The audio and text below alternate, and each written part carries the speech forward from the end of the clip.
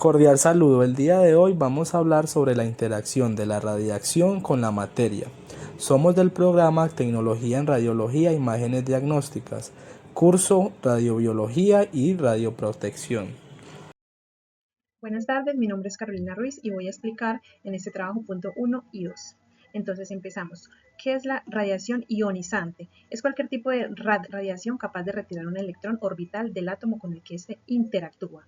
Entonces, ¿cómo se clasifica? De forma electromagnética y de forma corpuscular o partículas. En electromagnética es la que no tiene masa ni carga y viaja en forma de ondas. Está los rayos X y los rayos gamma. En forma corpuscular o partículas son partículas con masa que viajan a alta velocidad, que son alfa, beta y neutrones. Seguimos por acá. Bueno, esta se clasifica en dos, que son natural, que es la que ya existe, y la artificial, que es la que es creada por el hombre. En la natural podemos ver los ejemplos que son rayos cósmicos, que esas son las emitidas por el Sol y las estrellas. Radiación terrestre, que están en la Tierra, pues. Y los los radionúclidos depositados en el cuerpo humano, que se ve sobre todo en el potasio. La radiación artificial, que es creada por el hombre, como tal, los tres ejemplos son los usos médicos, los ensayos nucleares y la producción de energía. En las tres aplicaciones podemos ver medicina, que se usa para diagnosticar con los rayos X, con los TAC y para tratar el cáncer con las radios. En la industria se aplica en el control de calidad para medir materiales sin contacto físico. Y en la ciencia es la técnica de datación por carbono 14 que permite calcular la antigüedad de restos orgánicos, siendo clave en investigaciones. En este punto, ¿cuáles son las fuentes? Pues como ya lo mencioné, natural y artificial. En esta parte podemos ver una infografía donde se pueden ver los 5 tipos de equipos generadores de radiación en un hospital. Entonces, tenemos 5. El primero, rayos X. Segundo, tomografía computarizada. El tercero, que es el PET-CT, que es un TAC, pero es por emisión de positrones. El 4 es fluoroscopio y el quinto es la radioterapia externa como tal, que es con el LINAC. Y en el punto último, vamos a ver el espectro electromagnético, que es conocido por sus tres partes, que son la luz visible, la radiofrecuencia y la radiación ionizante. En la luz visible ocupa una pequeña franja del espectro, que es en donde tiene longitudes de onda que varían entre 400 y 700. La radiofrecuencia son longitudes de onda mucho más largas y frecuencias bajas. Esas son las que se usan en las comunicaciones. Y el tercero, que es como los rayos X o los rayos gamma, son los que tienen longitudes de onda extremadamente cortas y frecuencias muy altas, lo que les otorga mucha mayor energía. Este es un ejemplo, son como las que se usan en la medicina y en otras aplicaciones científicas. Bueno, gracias. Hola a todos, mi nombre es Valentina Valencia. El día de hoy les voy a hablar un poquito sobre el punto 3 y 4 de la tarea de radiología.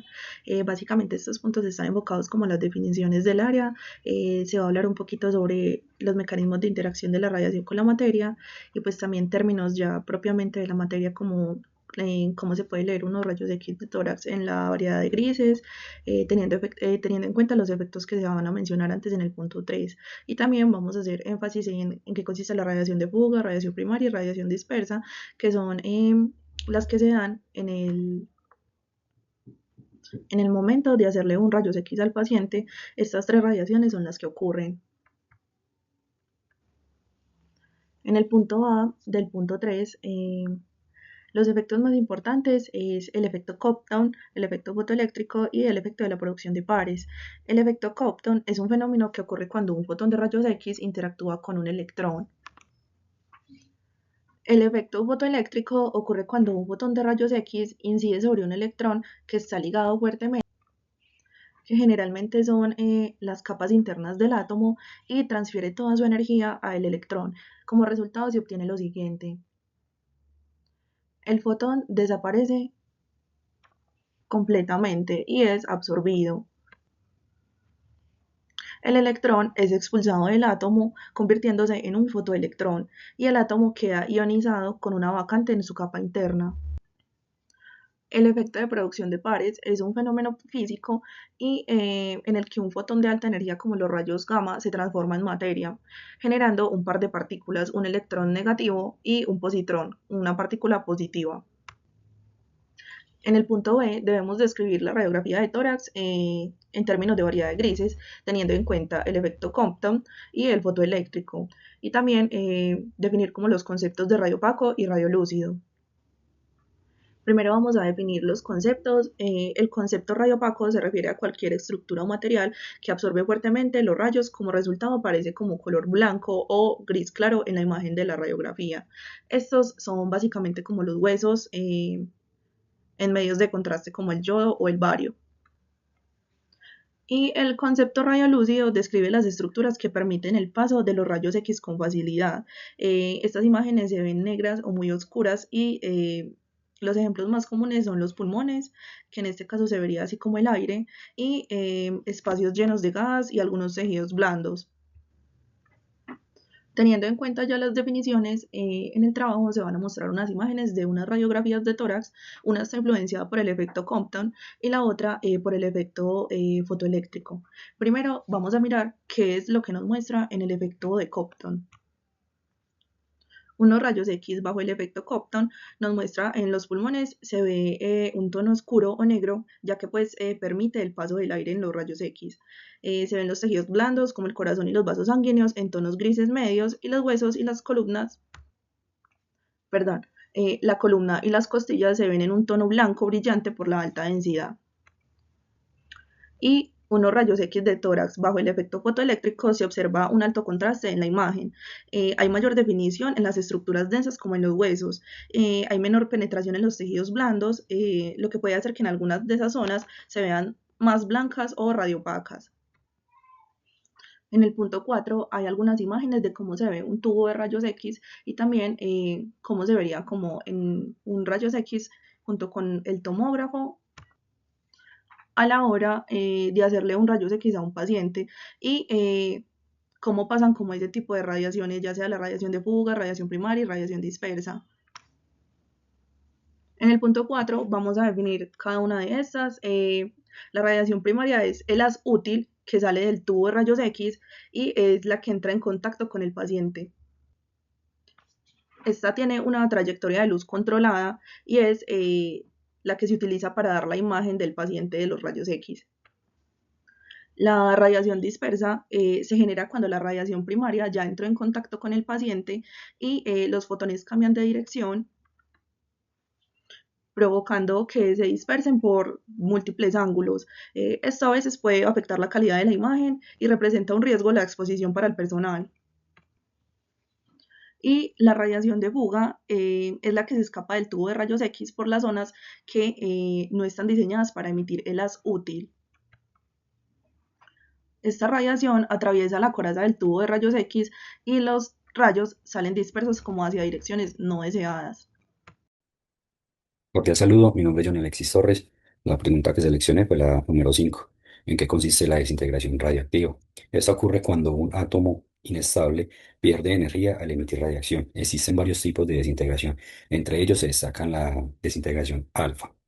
El núcleo anatómico inestable emite una partícula alfa, que es un núcleo de helio, dando la unión de dos protones y dos neutrones. Como resultado, el núcleo progenitor cambia reduciendo su número anatómico y su masa. Este se utiliza para tratar terapias de pacientes con metástasis óseas. El rayo es poco penetrable y se puede bloquear hasta con un papel. Deposita toda su energía en un recorrido muy corto. Desintegración beta se da a partir del yodo radioactivo y se puede desintegrar de dos maneras. Desintegración negativa, que un neutrón del núcleo se convierte en un protón, un electrón y un antineutrino. Y la desintegración positiva, un protón del núcleo se convierte en un neutrón, un positrón y un neutrino. Como resultado, se produce un cambio en el número atómico y se forma un elemento diferente. El rayo es más penetrante y deposita su energía en un trayecto más largo. Se puede frenar hasta con una lámina de aluminio. Emisión gamma. Se trata de una energía de ondas electromagnéticas. Cuando un núcleo está en un estado de excitación, o sea, exceso de energía, libera esa energía de forma de un fotón de rayos gamma para alcanzar su estado fundamental o de menor energía. Como resultado, no hay un cambio en el número anatómico ni en la masa del núcleo, ya que solo se libera energía. Es muy penetrante, requiere materiales densos y pesados para ser absorbidas como el plomo. Eh, Captura electrónica. El núcleo capta uno de sus electrones internos, combinándose con un protón para formar un neutrón y emitiendo un neutrino. Como resultado, el número anatómico disminuye a 1 y se puede producir rayos X característicos. Conversión interna. Un núcleo en estado excitado transfiere directamente su exceso de energía a uno de sus electrones orbitales, provocando su expulsión. Como resultado, un electrón es expulsado del átomo y el núcleo puede producir rayos X de forma secundaria, cuando otro electrón ocupa su posición del electrón eyectado.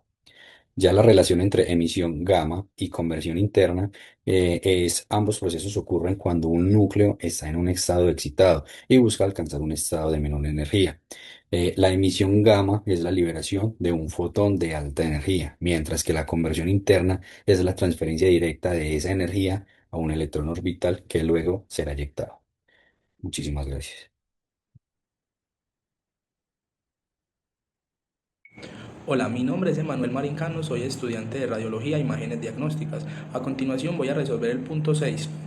Primero tenemos 50 miligramos de yodo 131, que es un isótopo radioactivo con una vida media de 8 días. Para calcular cuánto yodo 131 había hace un mes y cuánto quedará en 2 meses, usamos la vida media. La vida media es 8 días. Eso significa que cada 8 días la cantidad se reduce a la mitad. Primero, hace un mes, es decir, 30 días atrás, dividimos 30 entre 8 y nos da aproximadamente 37.75 vidas medias. Eso quiere decir que en ese tiempo la sustancia se redujo 3 veces y 3 cuartos más a la mitad. Si hoy hay 50 miligramos, entonces hace un mes había 50 multiplicado por el 2, elevado a 3.75.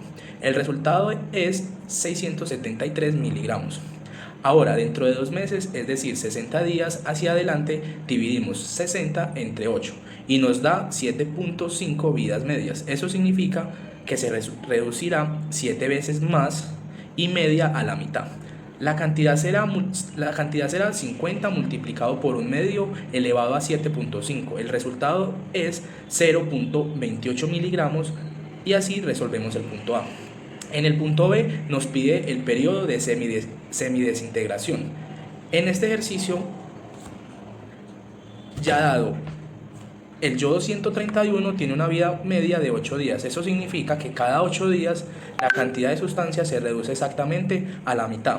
Hacemos la operación, que es ¿cuál? 0.693 dividido entre 8 y nos da 0.086 por día.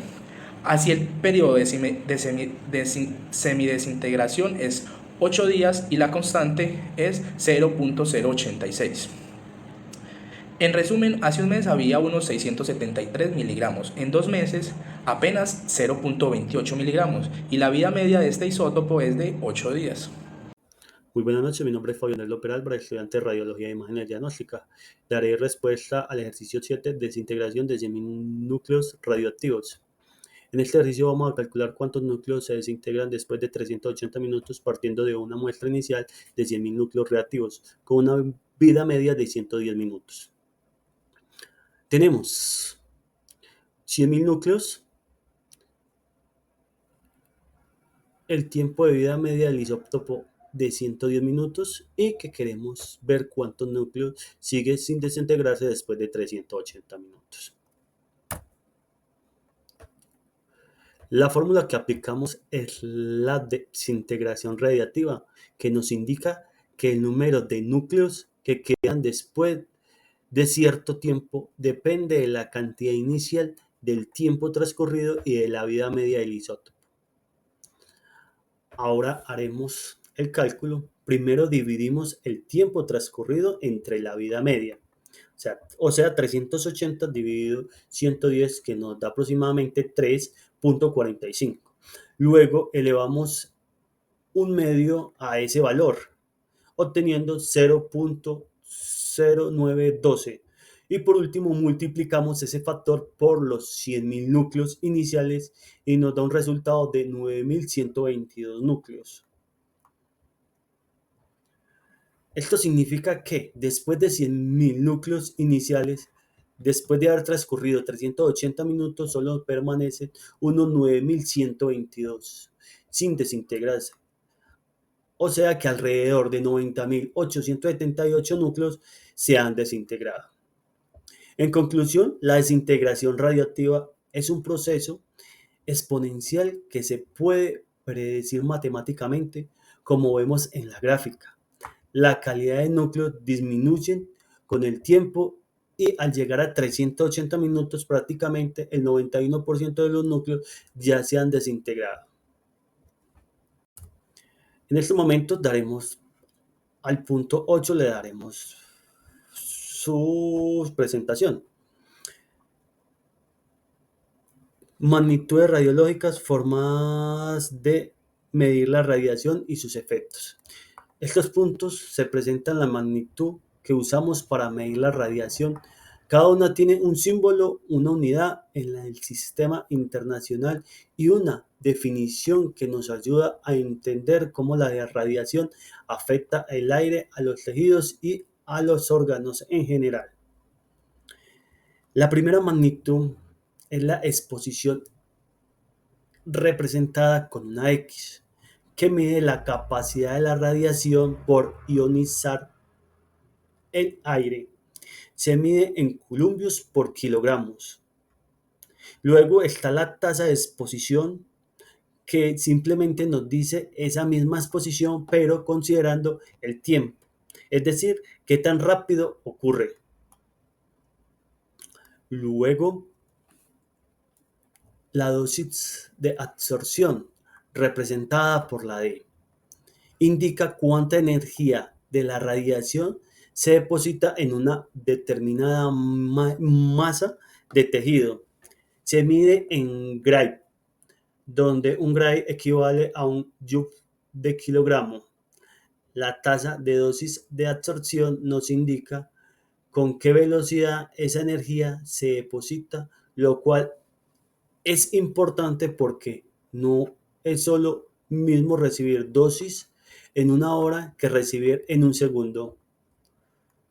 Dosis equivalente se representa con la letra H y se mide en Sieben.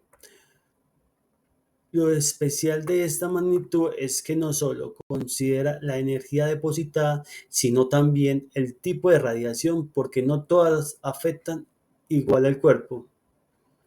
La tasa de dosis equivalente incluye ese mismo concepto, pero con respecto al tiempo. Tenemos exposición, que es ionización en el aire.